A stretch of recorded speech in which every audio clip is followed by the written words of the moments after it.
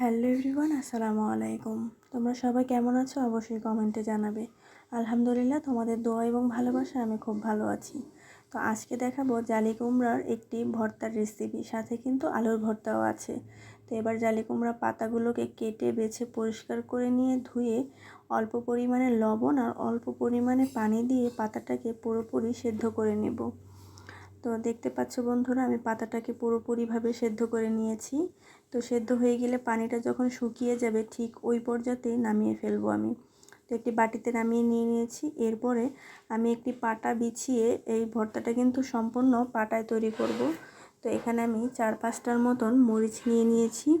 তো আপনারা যে যেরকম ঝাল খান সেই রকম ঝালটা দিলেই হবে। তো আমি মরিচগুলো পাটায় পিষে নিচ্ছি। তো মরিচগুলোকে ভালো মতন কিন্তু একটু মিহিন করে বেটে নেব। তো মিহিন করে বাটা শেষ। এরপরে কিন্তু আমি সেই জালি কুমড়া সেদ্ধ পাতাগুলো এর মধ্যে দিয়ে দেব। পানিগুলো কিন্তু, যেই জালি কুমড়ার পাতা একটু পানি ছিল সেটা কিন্তু আমি ছেঁকে ফেলে দিয়েছি। তো দিয়ে এবার আমি মরিচগুলোর সাথে আমি একটু ভালো মতন পিষে নেব পাটার মধ্যে।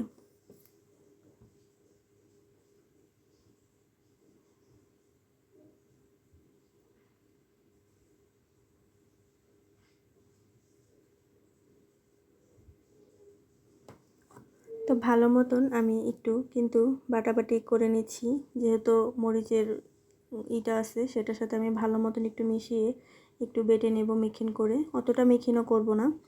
তো আপনারা যে যেরকম মিহিন পছন্দ করেন সেরকমভাবে বেটে নেবেন। এরপরে অল্প পরিমাণ ধনিয়া পাতা আর কিছুটা পেঁয়াজ কুচি দিয়ে আমি সবগুলো উপকরণ একসাথে করে একটু ভালো মতন পাটায় বেটে নেব।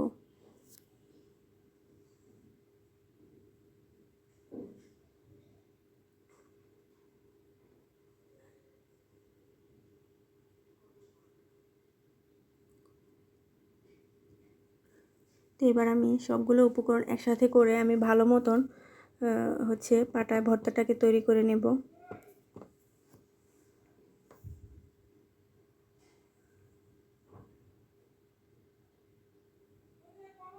তো একটু ভালো মতন আমি বেটে নিচ্ছি।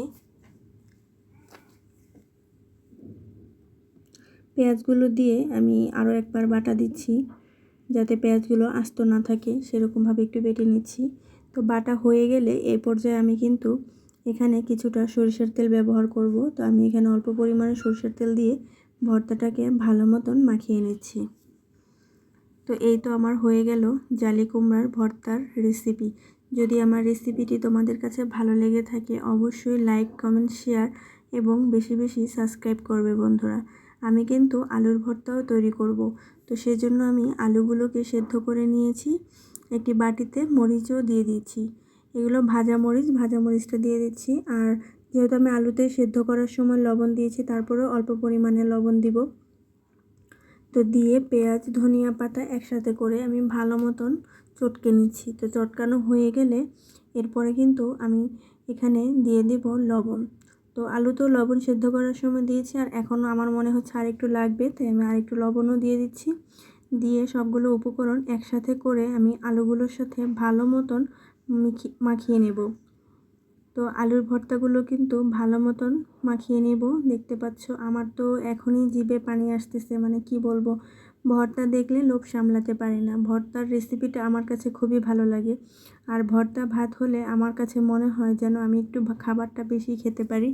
তো আমার কাছে ভর্তা যেদিন আমার ঘরে তৈরি করা হয় সেদিন আসলেই আমার মাছ, মাংস, অন্য কিছুই আমার গলা দিয়ে নামে না। ভর্তা দিয়ে আমি ভাত খেয়ে উঠি। তো অবশ্যই তোমরা বাড়িতে কিন্তু এই ভর্তার রেসিপিটি ট্রাই করবে। আর যদি আমার ভর্তার রেসিপিগুলো তোমাদের কাছে ভালো লাগে অবশ্যই বেশি বেশি কমেন্ট করবে, সাবস্ক্রাইব করবে, শেয়ার করবে, লাইক করবে। আর আমাকে তোমাদের এই ভালোবাসাই কিন্তু নতুন নতুন ভিডিও আপলোড দিতে সাহায্য করবে। তো বন্ধুরা সবাই ভালো থেকো। আর অবশ্যই আমার ভর্তার রেসিপিটি কিন্তু ট্রাই করো। অবশেষে কিন্তু আমি আলুর ভর্তার মধ্যে সরিষার তেল, যেটা না দিলে চলেই না। তো সরিষার তেলটা দিয়ে আলু ভর্তাটাকে একটু ভালো মতন মাখিয়ে নিচ্ছি। মাখানো হয়ে গেলে এবার আমি জমিয়ে খাবার খাবো। আর জালি কুমড়ার ভর্তা আর আলুর ভর্তা। তো আল্লাহ হাফিজ বন্ধুরা, সবাই ভালো থেকো আর বেশি বেশি সাবস্ক্রাইব করবে বন্ধুরা। আল্লাহ হাফিজ।